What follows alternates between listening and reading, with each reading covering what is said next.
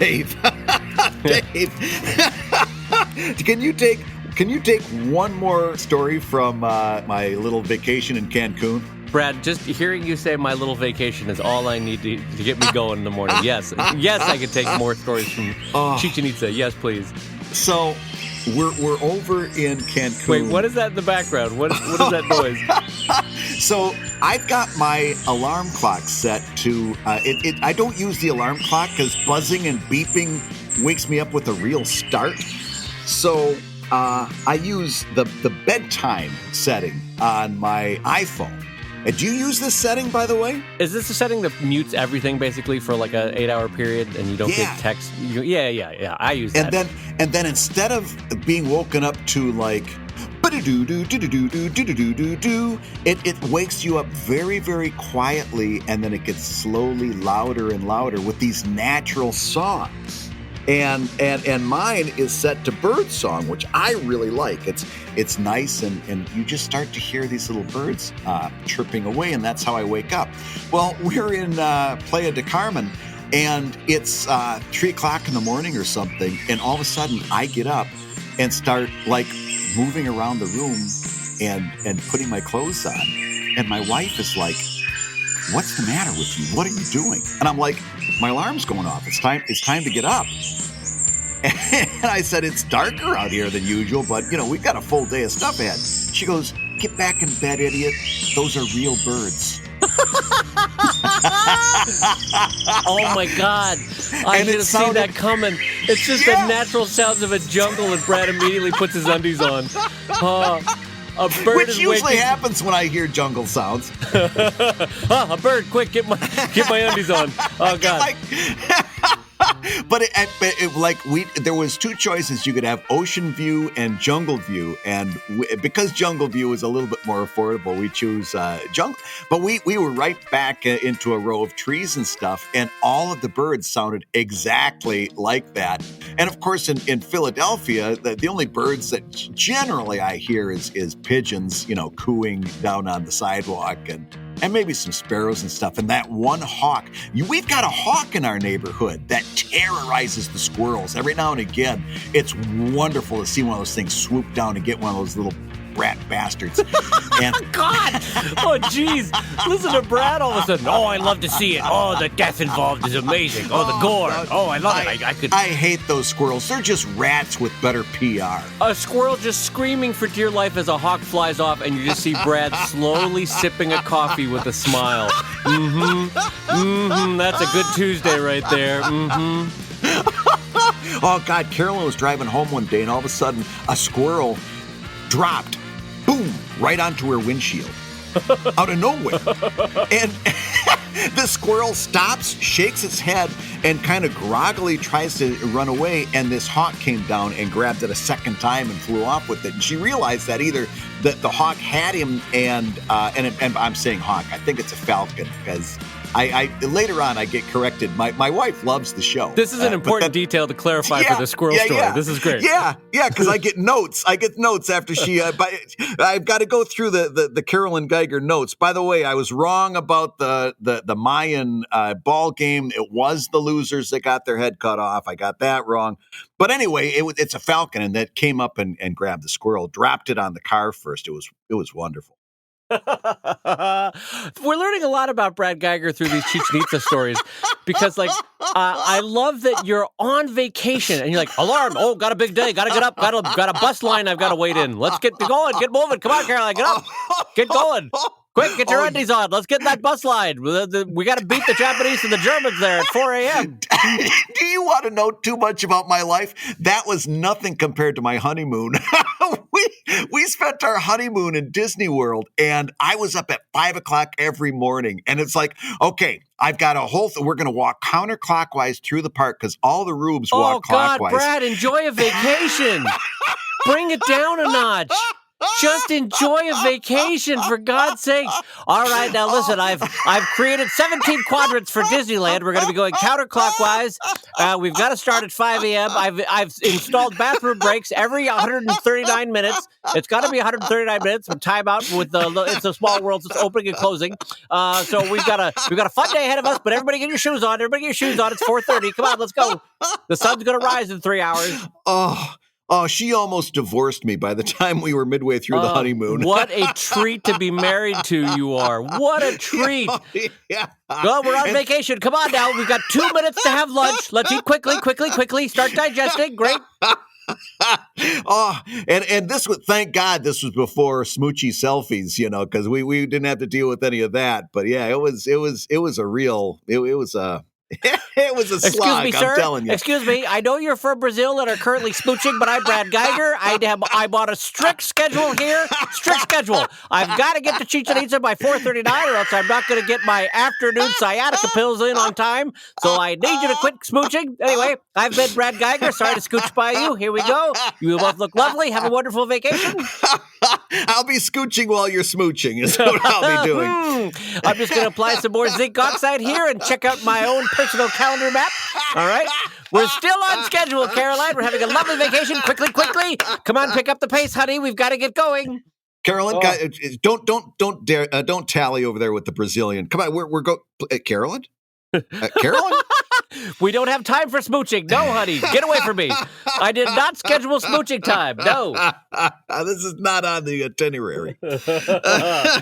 Oh, man. I love the idea that you on vacation is like up at 4, crack a dawn, get those shoes on, get moving. Oh, we got it. All right. I've rewritten the schedule to take into account that we might want to say hurrah once or twice. Yeah, 3 times as intense as a work day. I when I get back from vacations, usually I'm absolutely worn out. I need a vacation from my vacation because I just went way overboard. I love it, though. I'm excited because when you come out here in May for NCS Fest, in some respects, part of it is a vacation, part of it's a working vacation, and part of it's a con. But I love the idea that you're going to be on vacation and being like, well, David, this has been a lovely 10 minutes in the jacuzzi. Time to get moving. We're going to get on to our next event, which I believe is me using the restroom and going to bed. All right. So fantastic. And please remember to exit the jacuzzi in a counterclockwise fashion. That's all the right. rubes go clockwise. I've created a map that I've taken the liberty of posting onto your fence, and so this will let us know how to exit the jacuzzi.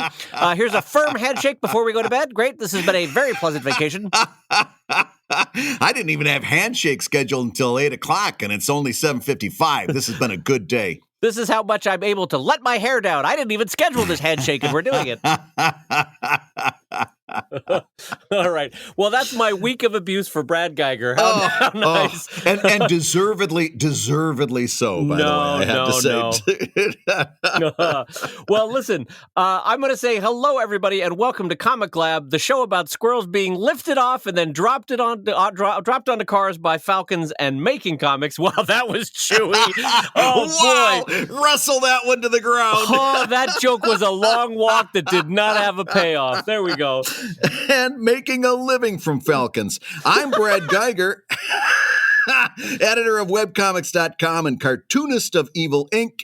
And I'm his friend Dave Kellett, who has scheduled out a very strict schedule for today's Comic Lab. I'm also the cartoonist of Drive and Sheldon. I'm the co-director of Strip. And also, I'm the current Kickstarter at newsheldonbook.com of my next book, but we'll talk about that later. Yeah. And this week's Hour of Comics Advice is made possible by your support at patreon.com/comiclab. And Dave, let's talk Kickstarter. Oh, see what I did there? Let's do it. All right, so I started a Kickstarter, Brad, this week. I'm on day 2 officially right now, and it's doing good. It's at 15,000 on day 2, so I'm going to chalk this up as a win. Your goal was what?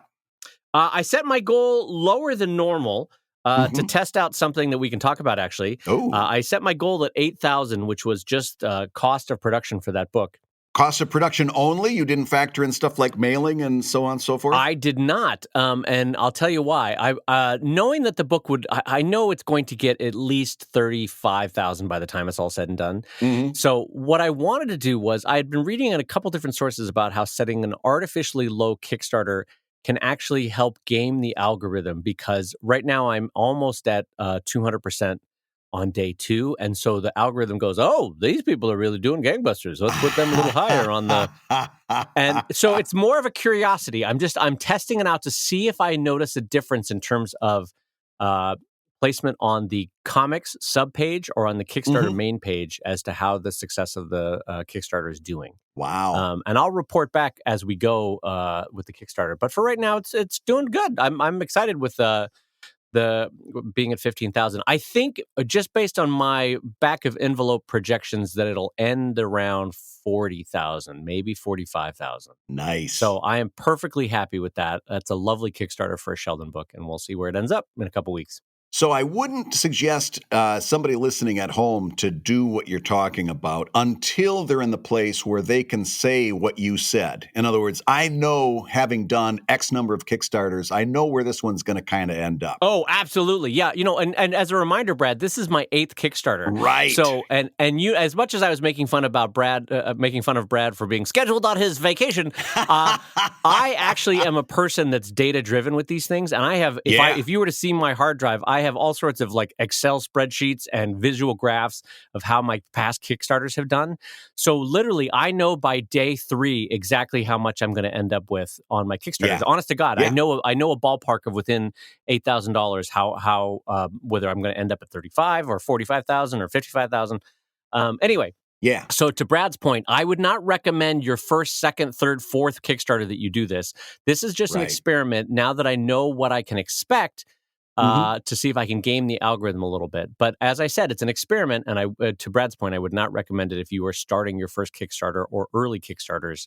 With those, best to stick to an actual number that gets you your cost, gets you your shipping, and gets you a little bit of profit so that it was worth it to have done it. Don't you think, Brad? Co-signed 100%.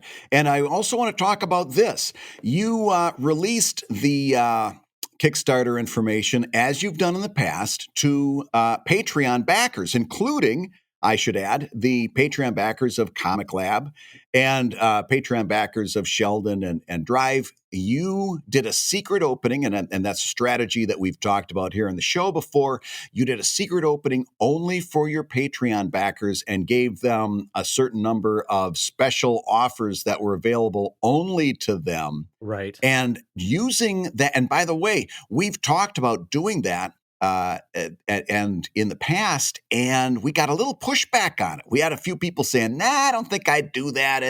It's not a great way to game the algorithm and so forth." However, I do have to say that on the first public day of your Kickstarter, you opened having funded well over 100%, and that has got to have a big effect on whether Kickstarter looks at this as something worth promoting, don't you think?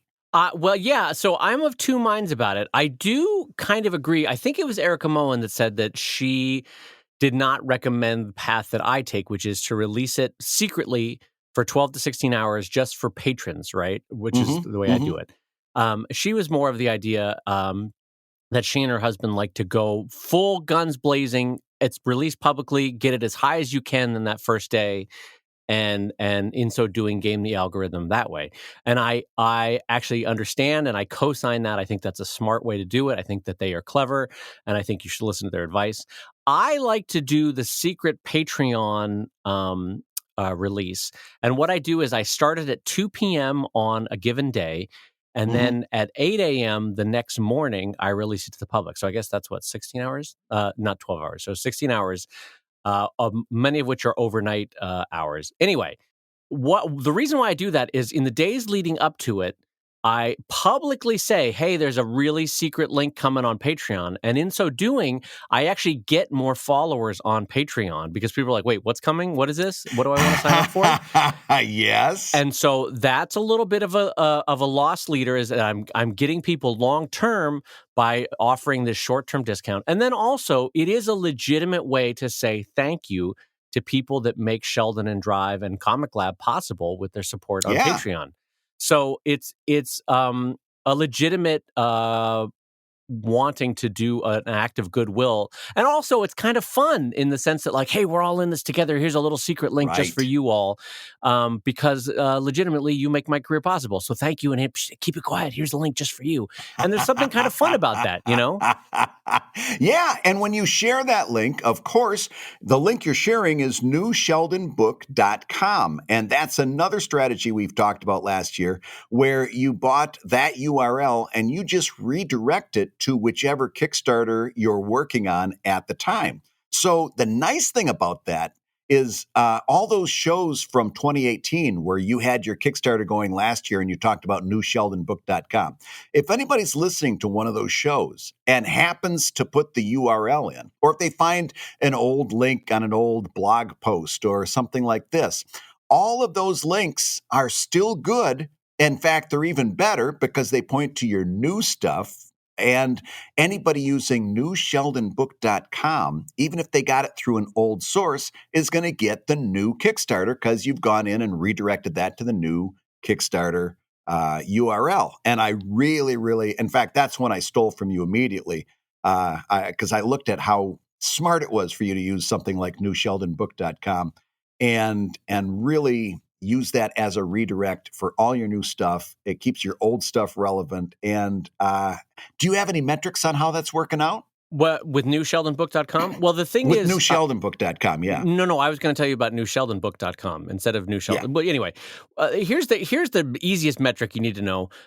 Anytime you're using Twitter or Instagram or Facebook, and you just want to mention the Kickstarter, Yeah. I would normally have to write kickstarter.com/projects/smallfish, which is my company, /pop-culture. Yeah. And it's like, okay, that's a long walk, even just visually, you know, it doesn't Right. feel clean. It feels like what am I clicking here? However, newsheldonbook.com, I'm going to be writing that, honest to God, 400 times over the next 30 days as this Kickstarter proceeds. And so there are times where it's easy to cut and paste the Kickstarter.com link, but there's also 101 times and places where just typing out newsheldonbook.com is so much easier. So even without the metrics that you've asked about, I just know that in terms of the logistics of handling a Kickstarter, where I'm going to be posting, no joke, on Instagram, Twitter, on Reddit, on my three sites, I guess, on all three of my Patreons, on our Discord server occasionally. Like, there's all these different places that I have to be mentioning things, right? And so just the taking away the hassle where all I have to write is newsheldonbook.com is so much better. Yeah. No, I agree. That's why I'm such a big fan of newsheldonbook.com. All right, I see you, Brad Geiger. And 7. There's like a little checklist. Well, I see we've done that. All right, moving on. Now it's time for another firm handshake, and we're off on our vacation. As long as we're doing callbacks from last year, we mentioned that somebody's got to hear something 7 times before they react to it. So I was trying to make sure that we had gotten a good, strong 7 in there. But having dealt with the number 7, let's deal now, Dave Kellett, with the number 5. You know what I'm going to say? Oh, you know what? I think you're going to say that these are our $5 questions that we get from our wonderful, kind supporters and backers on patreon.com/Comic Lab. Is that what you're going to say, Brad Geiger? Yes. And also because on a scale of 1 to 5, this next Patreon backer, in my estimation, is a solid 5 in terms of what a fine individual they are. I thought you were going to make it weird and do like a physical rating. No. Oh, no, I was being very careful. Like, those legs are a 5. No. Oh, the eyes, I just want to dive in and swim. Oh, look at those eyes. I was being very careful not to be my usual creepy self. I was saying a 5-star individual out of being a fantastic, awesome person. All right, let's hear that question. Bradley J. Geiger, hit me.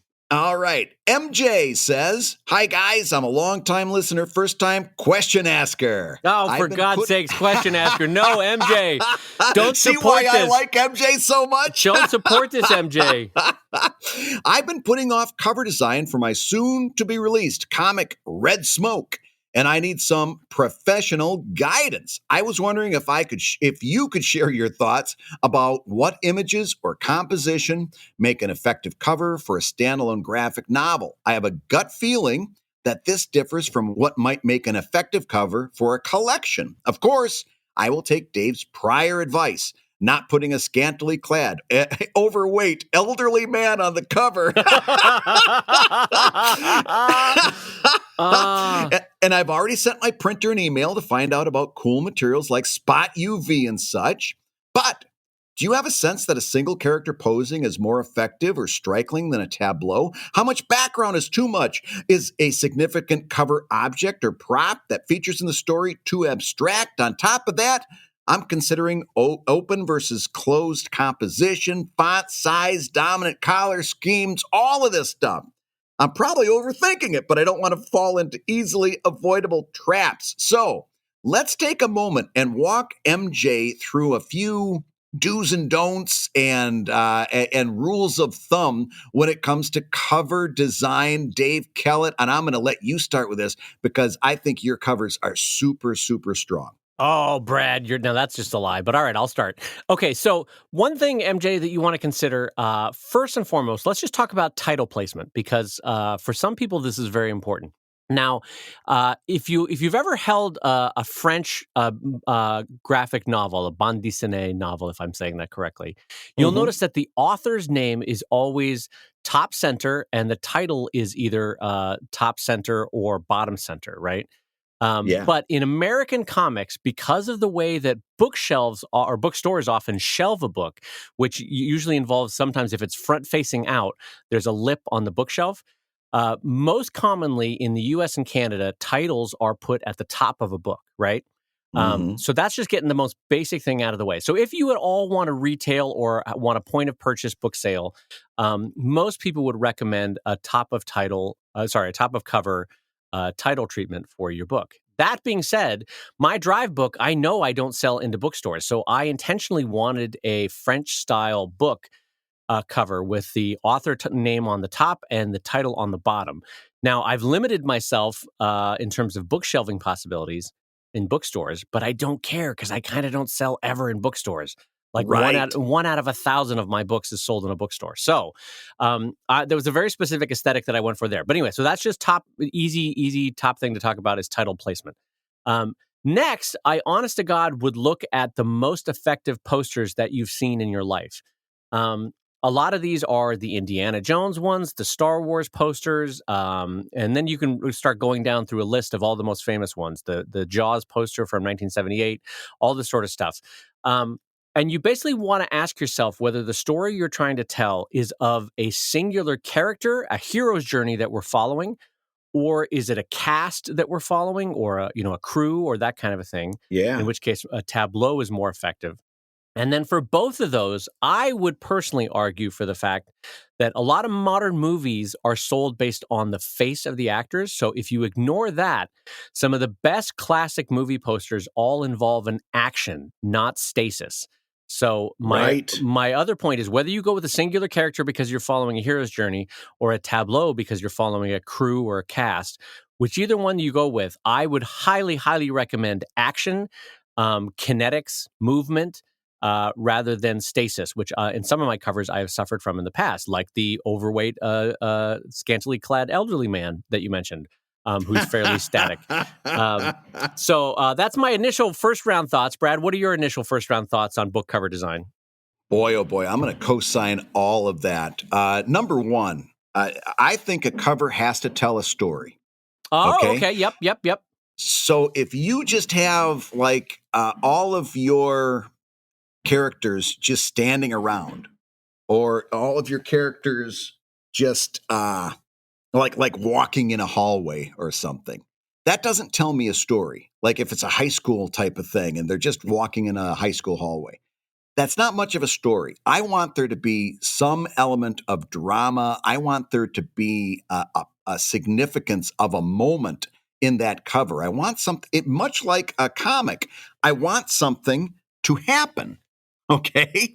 And just having your characters standing there or lined up, unless the lineup is significant. In other words, think of the movie poster for the Usual Suspects. Right. That, in that regard, a lineup tells a story. But otherwise, it might not. And I want that cover to tell a story. So that's number one. And that coming from a guy that spent many, many books just doing a cover that involved like a cheesecakey kind of single image on the cover, like one figure on the cover. And I was thinking that would just sell it. And it really didn't. And it wasn't because that it wasn't well drawn, although I think the ones later on got better. It wasn't because of any of that. It was because that didn't say anything. It didn't tell me why I want to buy this book. And later on, when I would create these images in which I had a whole lot of stuff going on that exemplified what the book was all about, then I think those covers performed a lot more strongly than some of the other ones did. So that's number one. Number two, especially since you're going to be paying for offset printing, unless you're going like print on demand, and even then, I think most print on demand let you go full bleed on the covers. Do a full bleed cover. In other words, don't do this thing where the cover is blue and then your illustration appears in a box inside the blue field. You know what I'm trying to explain there? Right. Your image, in my opinion, should go all the way to the outside of the page, and in fact, actually go further, and then it gets trimmed off, which is what a full bleed is all about. And in my personal aesthetic, whenever possible, I like to have that front cover illustration wrap around to the back cover. Because let's face it, there's not a lot going on the back cover. In fact, in a minute, we're going to talk about back cover, and I've got a lot of thoughts on that I got a feeling Dave and I are going to disagree a little bit. So that's going to be fun. So I'll set that table right now. I like when you go to a certain voice. Oh, that's going to be fun. We're going to argue about that. We're going to have a disagreement. Oh, I'm going to get so angry at David. That's going to be delightful. Stay tuned to hear Mommy and Daddy fight. I slipped into a little Gilbert Gottfried there just then. I didn't even know I could do that. Stay tuned. We'll be talking about the back cover very soon. I like that front cover to wrap around to the back cover. I don't know that anybody cares about that except me, but I love it when that happens. What are your thoughts about that, Dave? I have never, I'll be honest, like 99% of humanity, I have not cared about a back cover. And so I tend to not care if there's a wraparound. Like it's usually 5 seconds of interest and I go, oh, they made a wraparound. Well, here I go, right into the book. I didn't even care, you know. But to Brad's point, there is something interesting and visually fun about a wraparound. It's certainly better than what I do, which is here are 3 comics, here's some body copy, here's the title copy again, and here's the UPC. Yeah. All right, and we're out. You know, that kind of thing. But in terms of importance, because I've watched literally 1,000 people pick up and examine a book at a Comic-Con, which, by the way, is great training for how to design a cover. Because you see which of your covers, of which I have like 15 now, you see which one draws people to your table. And it's a great lesson to see how they pick up a book. And here's the order of what they tend to do. They look at a cover for 1 to 2 seconds, and then they immediately flip open to the middle, right? That's 80% of people's experience. They don't even go to the back of the book. The back of the book is usually after they've read 5 or 10 pages, and then they flip to the back to look at the price, and that's it. So just in terms of importance, know that the back of the book is literally the redheaded stepchild of what sells a book. You know, nothing. It's not gonna make or break the deal. So you want to put all your focus and all your energies on the front of the book. If you have a clever idea, don't save it for the back. That's what I'm getting at. Put it on the front. Another thing that I would say to Brad, or to Brad's point, in terms of making a kinetic, energetic pose interesting, is learn from the masters. And one cheat that I have often taken from the Renaissance masters is the idea of making a composition in a triangle. And if you're not familiar with this as a term, just take 15, 20 minutes and Wikipedia triangle composition in Renaissance paintings or triangle compositions in painting, or frankly, even in photos. One of the most famous photos of all time the raising of the American flag over Iwo Jima by the 5 or 6 soldiers. Oh, yeah. There are 2 active triangles if you look at that photo. Yeah. And that's why compositionally it is so dramatic and so interesting, because the Mhm. flag and the edge points of the photo make one triangle. And then the 3 or 4 or 5 guys, I don't remember how many are in it, they themselves are perfectly triangulated. And so the Mona Lisa works on a triangle. Like 9 out of 10 Pietas that have been painted or sculpted are in a triangle with the mother and child. And so in general, a triangle is a very effective way for your eye to have both balance and counter energy against 3. Each point is fighting against the other 2 points in the triangle. And so there's an interesting form of both balance and energy between them. So I would learn from that. And then my last thing that we haven't really talked about is colors. And for this, I would strongly recommend learning from billions of dollars of advertising and see what colors work. Now, it's not an accident that Burger King, Coca-Cola, McDonald's all use red, yellows, and whites in their advertising. Those are all very strong advertorial colors and work really well for both eye-catching. But sometimes that can be too strong on a bookshelf or in a book. Sometimes you want a subtler tone. And for that, just look at color families and color blocks that you've seen in advertising that you really responded to, that gave you a mood that you like, and work some of those into your cover. Brad, what do you think about that? As a colorblind person, I shouldn't go too far deep in this, but I'll let you talk, Brad. Absolutely. I love what you just said about color and about the triangular composition. And I'm just going to add one more thought, and that is to spend a little bit of extra time on your typography. Get a nice font. Get something that's not, Times New Roman or Helvetica. Get something that and don't. This is for all of you comics artists and cartoonists out there. Don't use a dialogue hand lettering font. In other words, certainly don't use Comic Sans, but don't use the font that you would use inside of a word balloon. Oh, what a great point. I see that all the time, and it's always horrible. While we're on fonts, Brad, let me say one more thing about fonts. So if you want to trust both Brad and I, Brad who worked in newspaper layout, I who worked in package design in Mattel Toys, trust me when I say this.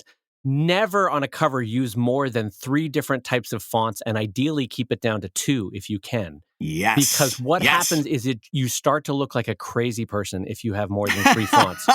Legitimately, there's a reaction that people have like, nah, when they have too many fonts. You're like, what's going on here? And you lose both communication force and you lose efficacy. So don't go above 3 fonts in your cover design. I'd say keep it to 2 and make sure that those... I would too. Yeah, no, I honestly would keep it to 2. And make sure that those 2 fonts work well together. And here's the deal. Right, because you're creating a font family and they have to play off each other. Yes. And so don't ever use a hand lettering font that you would use inside of a word balloon as your title font. Again, I've seen it 100 times and it stinks every time.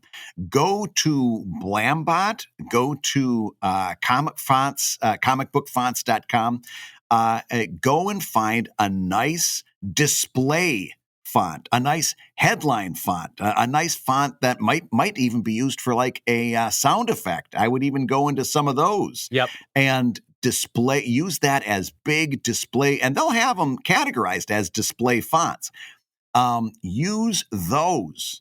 They're big, they're bold, they're meant to be played at a large size. Those dialogue fonts, those word balloon fonts, the hand lettering, that's specifically built to look good small.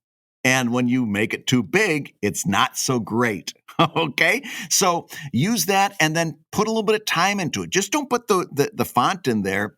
Put a little art into that font, either whether you're outlining the letters or doing something to make them stand out a little bit. And I'm telling you, you'd have to put a gun to my head before I'd put well, no, I shouldn't say that, but I put a little extra time in your font, even if it means putting it on a curved baseline instead of just a straight baseline where it just goes straight across. That may not work best for your composition. So consider doing a curved baseline or type on a path or something like that. So that the main reason is that font, that headline has got to work and interplay with the image of the cover. And having a straight across line might not be the best way to do that. So Right, keep that right. option open as well. And then I will put, I'm surprised by how many thoughts I have about covers. But anyway, I will put Yeah. one last big capstone on my thoughts, which is don't chuff off the idea of doing research either. And here's what I mean. Oh, yeah. Comics over the last 70 years have produced a shit ton of covers because they had to produce one every month, and there's a billion titles every month. And so take a lesson from all these wonderful covers that have been produced over comics and all the terrible covers that have been produced for comics. And so here's what you do. Once you know that you have a certain cover in mind, and so for me with Drive, I know on the last cover that I wanted to communicate both that it's in space, that there are spaceships, that there's a crew of 5 or 6, that there are aliens involved, that there's menace. So then I know, okay, I need to go with a cover that shows multiple characters telling a story in space. All right, so I'm going to look at maybe Star Wars. I'm going to look at Guardians of the Galaxy. I'm going to look at a 1,000 covers from when the X-Men went out into space in the 80s. All that kind of stuff. And so what I did was, once I had a certain cover in mind, a family of covers in mind, then I started researching, and it's just Google image search. Best comics covers, X-Men 80s, best comic covers, Guardians of the Galaxy, late 70s, early 90s, whatever it is. And you'll start to see a family of comic covers that you're like, oh, okay, I see what they're all trying to do here. So I'm going to incorporate this thrust, this idea, this approach for designing a cover into what I want to do. It's not that you're cribbing from it. You're just saying, oh, I see how they structured these characters. Better from the waist up because I want to do this. Oh, better to do a full body shot because I'm going to be showing action. Oh, better to have a tableau of semi-transparent objects in the background because it shows the overall world. Whatever it is that you want to do, take a lesson from the comics covers that have come before you and see what works. That's my short version, is see what worked and incorporate those approaches into your design. Cool hunting is what you've called it in ProTips. Cool hunting. That's I didn't even use my own phrase, Brad. Yes. Do some cool hunting, both in shops and online. Like you can go and see what the best of the best is right now in shops and what the best of all time have been by doing Google image searches. Absolutely. And since I promised to fight, I don't think we're actually going to fight.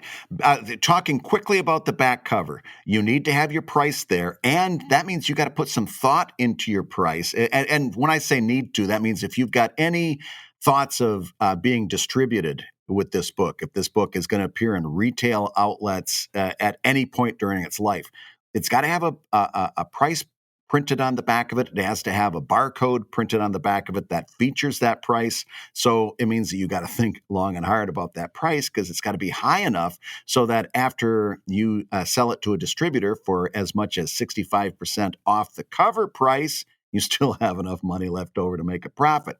But what I wanted to get at was this. Dave, how important do you think a endorsement quote is on the back cover? Because I know a lot of people put a lot of time and energy running out. Oh, please write a quote for my book. I need it for the back cover. How important do you think an endorsement quote is for the back cover? Well, Brad, I'm going to tell you something that may shock you. I have never in my life bought a book that didn't have an endorsement quote on the back. It's got to have an endorsement quote or I don't buy it. I got to tell you, oh my God, I'm rubbing off on you. Everyone was saying, Dave, you're going to love Lord of the Rings. And I was like, I don't want to buy it unless it's got a quote from Neil Gaiman on the cover telling me that I'm going to love Lord of the Rings. Hey, Dave, you're going to love this science fiction book called Dune. Nope. I don't want to hear it unless Asimov has a quote on the cover saying he loved the book. I'm not buying it. I'm not even looking at it. Just get me that quote. No, here's the thing. Quotes and recommendation blurbs that go on the covers are a result of mass market books that editors were doing anything they could to get that book into your hand and distinguish itself from another 1,000 books on the market. They don't really work, I don't think. I mean, unless it's a quote. Like if I saw a book and it had a quote that said like, "Boy, I love this Brad Geiger. He's an amazing person." God. Then you'd be like, "Well, all right, Yeah. this is God. God gave a I'd quote." better listen to God. Yeah. The last book that God wrote is still in sales, so I got to listen to this guy. I tell you what, he's a bestseller. I'm gonna pick this up. No, like I will be honest. There are a few authors, like if Bill Watterson came out of nowhere and like, oh, I love this thing, then I would be like, oh, all right, Right. well, I'll check it out, you know. But there are very few people for whom their opinion would sway my opinion. I either love the book or I don't. And so Right. I have a very low value that I place on quotes on a book. Yeah. You can do it. It's not going to hurt you. But I don't know, frankly, that it's going to help you as much as you think it would. Basically, what it is, too, it's also a little bit artists feeling imposter syndrome, unless they're like, oh, but you know, thank God at least somebody else thinks I'm great. And so here's a quote, you know?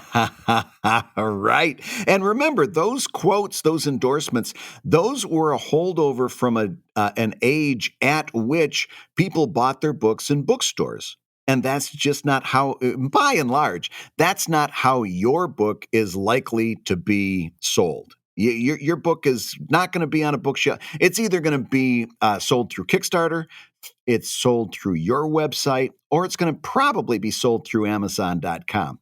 Those bookshelf aesthetics are less, in my opinion, less and less important. Yeah, it's equivalent if you want to play a different mental game to album cover art. Yeah. Like remember when that was super important in the 70s and 80s and 90s, Brad? Nobody cares anymore. Yes. Like every once in a while I'll download a file from the iTunes store and it like accidentally didn't cover with the cover art and I'm like, who cares? Don't need it. Just wanted the music.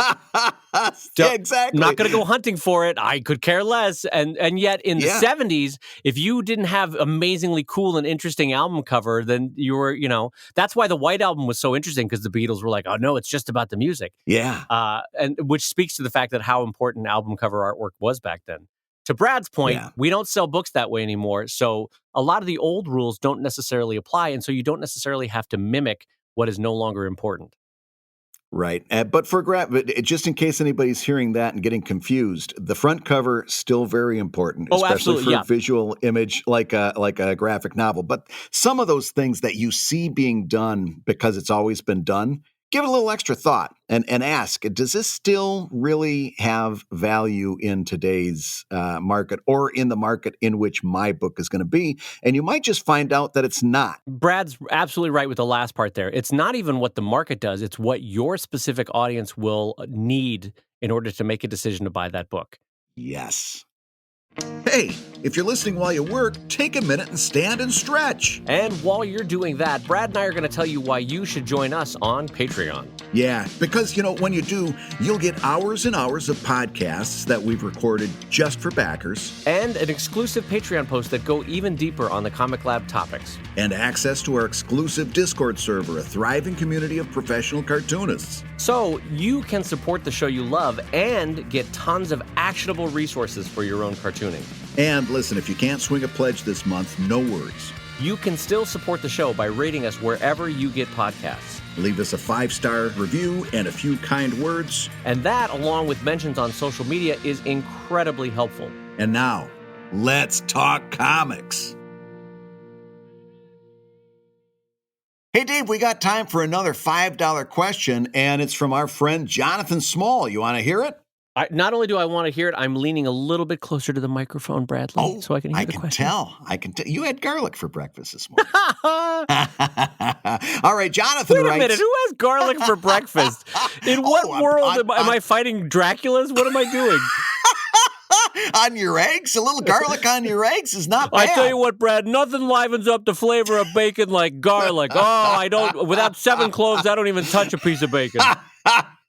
I put garlic on anything but ice cream. I'm telling you that right now. That's a good thing. Oh, God.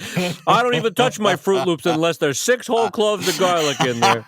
And it better be fresh. None of this out of the can garlic. Oh, man. So Jonathan writes, do you ever buy ads for your webcomics? Boost posts? Is that decision purely mercenary, or do you factor in artistic purity and ethics? So Oh, Dave, one of the most artistically pure people that I know, do you buy ads, and why or why not?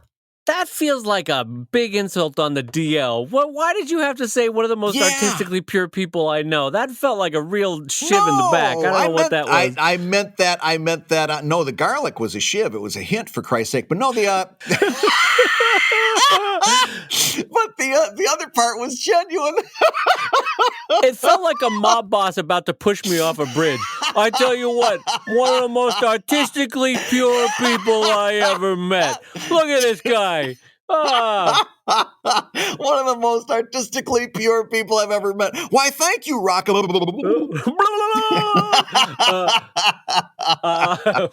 like that you went with Rocco as the name. Anyway, all right. So let's talk ads, because this is an interesting inflection point. Now, I know you're going to get articles out there that are like, oh, SEO, you can boost things with a certain purchase of this or that at the right time. Yep. And here's the thing: that mood always strikes you at a moment of insecurity, and so I will say, in a very human moment, have I bought ads in the past? Yep. Did they work? Nope. Was it a Nope. waste of money? Yes. Yep. And so those are the short versions of that.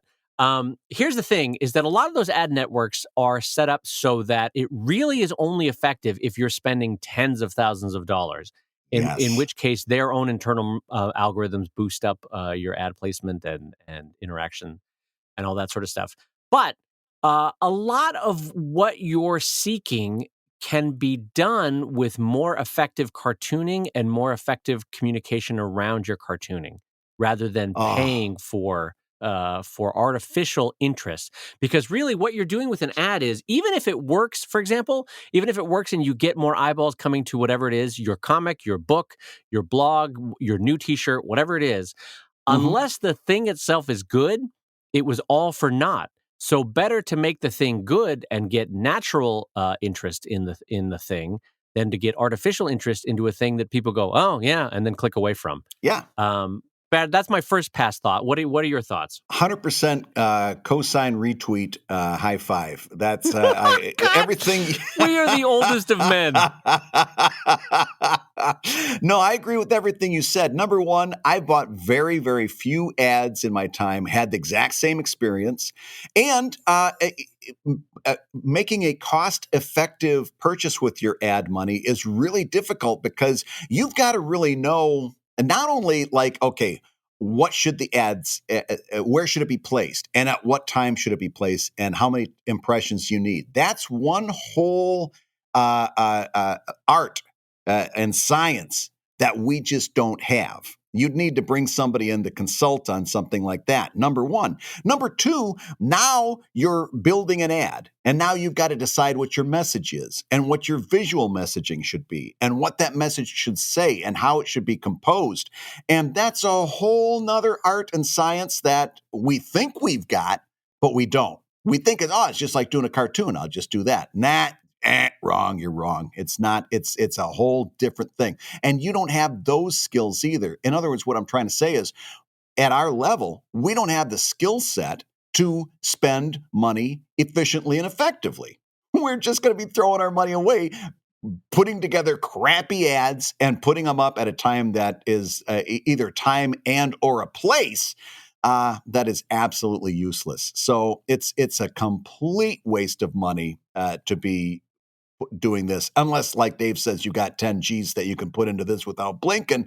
Then that's another thing altogether. And also, the other thing I want to underline is Dave says it can be done better by, number one, doing a good comic. There's a theme we haven't hit on this show for a while, but it's always underneath. If you're doing a good comic, you can't keep people away from it. That's the best advertising you can ever get, is by doing a good comic. Concentrate on doing that, and it's way better than spending ad money. And number two, if you're using social media wisely, in other words, you see all the time people flailing around on social media. They'll on Twitter, they'll say, hey, my comic just updated. It's over at this other place. Can't read it here. If you click on this, you can go to another place and you can go read the comic. Boo, that's a failure. Or you'll get a tweet that says the comic updated, and then it's a link, and it's like, you can't say anything more interesting than the comic updated.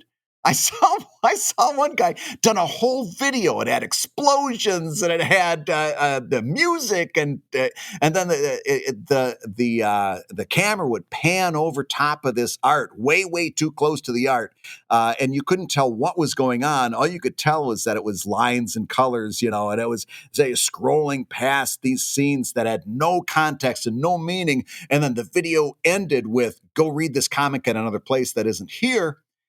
And I looked at that incredulously, and I'm like, are you serious?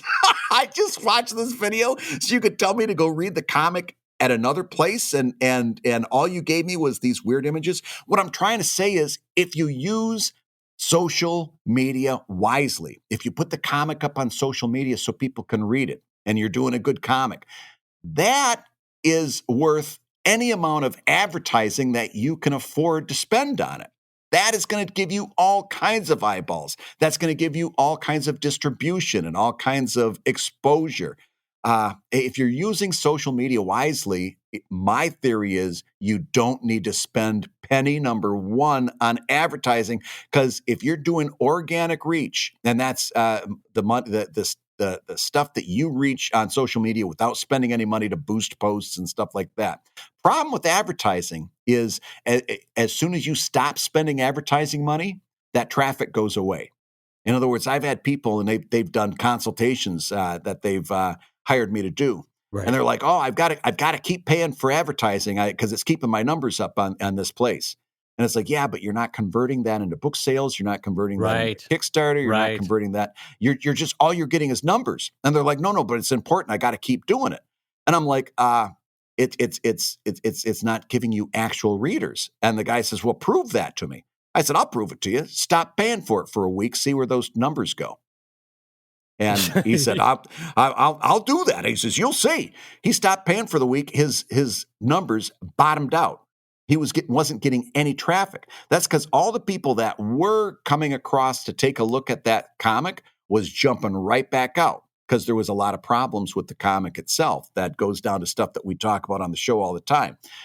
As soon as he stopped paying for the advertising, the traffic stopped. He was retaining 0 readers through that advertising. Right. So it's not a great idea. And you could do it all by A, like Dave just said, doing a better comic, and B, doing smart use of social media. Yeah, and so I have 2 things to build on that. And the first one is this. Many of you might have glossed over what Brad said there, but with great emphasis, Brad used the word incredulously.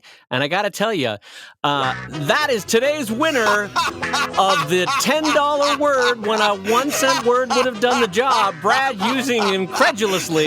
Oh, I'm so proud of him. Brad has just won an extra 5 minutes off of his schedule this morning, and he gets to wake up at 4:35 tomorrow instead of at 4:30. So, Brad, you're going to be excited to hear the birds 5 minutes later tomorrow. So that's point number 1. Great use of incredulously. That was wonderful. And 5 syllables, and I got through them without stuttering. I was proud of myself. And by the way, you'll notice, I want you guys to go back and re-listen to this, because it was incredulously, like he was making sure he got it right. There was a tiny halting in his voice as he said, he was like, get through this, Bradley, get through it incredulously. I wrestled that to the ground, baby. So here's my second thought about advertising, because this is actually an important point. And I will context this in a personal way, because I think it's effective. Right now, I am kickstarting a book, as we mentioned, at newsheldonbook.com. Now, I could go out to every cartoonist I know and say, please retweet, please mention the book, please. Yes. But here's the dirty little secret. It's really only going to be bought by people that already read my comic. So I've got to do the heavy lifting.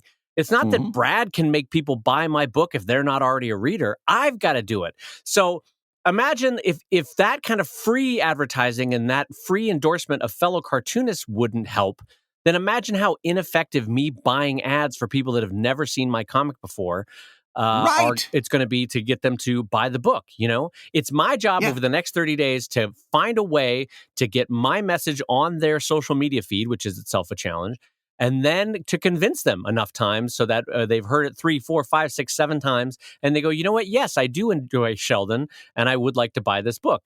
So really, the onus is on me. It's not on other cartoonists. It's not on other people spreading the word, although that helps. There is a percentage that does buy it. It does help. But the onus for 95% of the sales is on me. And even advertising wouldn't help that, I don't think. Yep.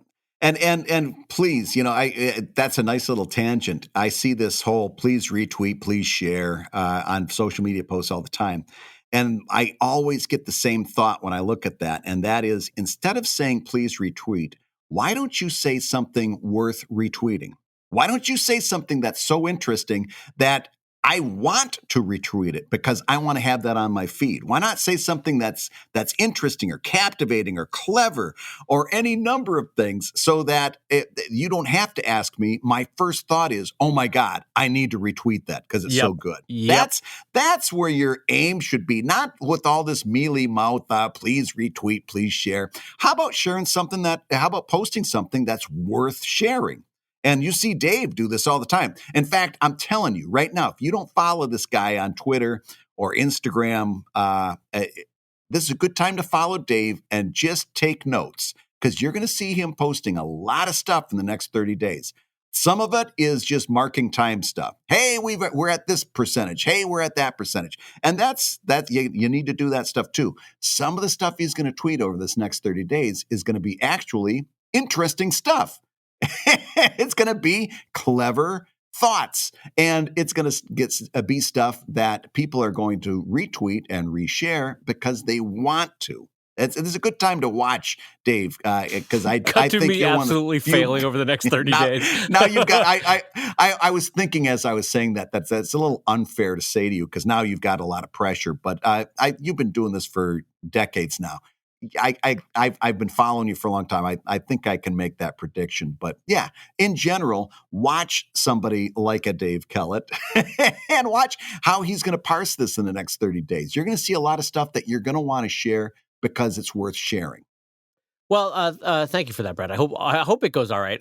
It's funny because whenever you do a Kickstarter, it's always having done 8 or 9 of them now. There's always the big burst out the gate, and there's always the last final 3 to 4 days, which are also a burst. But then no matter who you are and how successful your Kickstarter is going, the middle 15 days are among the most trying emotionally of your artist imposter syndrome, where you're like, gotta keep generating interest, gotta create something interesting. So tired, want to stop talking about myself, hate talking about myself this much. I hate myself. Yeah, I hate myself. Literally, yeah. One of our Comic Lab backers called that the bathtub curve because it starts on one side way up in the air, and then it plummets down and it goes straight across, and then at the end it jets right back up in the air again and then ends. And it looks like the side view of a bathtub, which I always thought was a great way of putting it. But yeah, that's Kickstarter, and those middle 15 days are torture. Oh, I hate it. I hate it so much. But it's part of the gig. You got to do it. And this one will be, I think, about. So Drive has established a certain level, and Sheldon books have established a certain level, and I think this one will turn out just fine for a Sheldon book. So it'll be a good campaign, I think. But and you'll do the whole thing without buying any ads. Yeah, exactly. That's the button. I think that's the perfect button on that point, Brad, is that I will not be buying any ads because, frankly, you're spending money to try to convince people that they should already have been willingly already turned towards for free based on all the free comic and content you've given them over the months and years prior.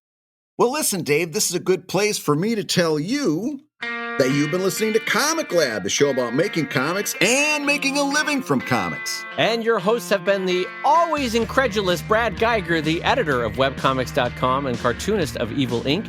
at evil-comic.com. And the hyperbolic Dave Kellett, co-director of Stripped and cartoonist of Sheldon at sheldoncomics.com.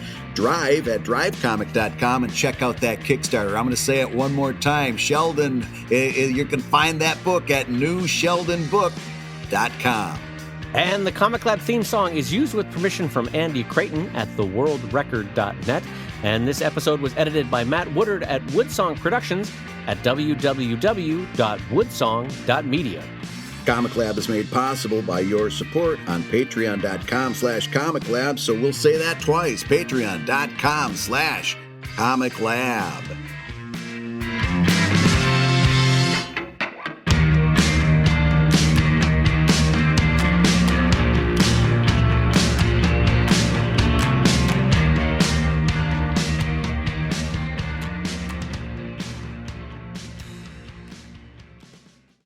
Yeah, and when you share that link, of course, the link you're sharing is newsheldonbook.com. Right now, I am kickstarting a book, as we mentioned, at newsheldonbook.com. Do you have any metrics on how that's working out? What, with newsheldonbook.com? Well, the thing With is... newsheldonbook.com, yeah. No, I was going to tell you about newsheldonbook.com instead of New Sheldon. Yeah. But anyway. No, I agree. That's why I'm such a big fan of newsheldonbook.com. All right, I see you, Brad Geiger. And 7.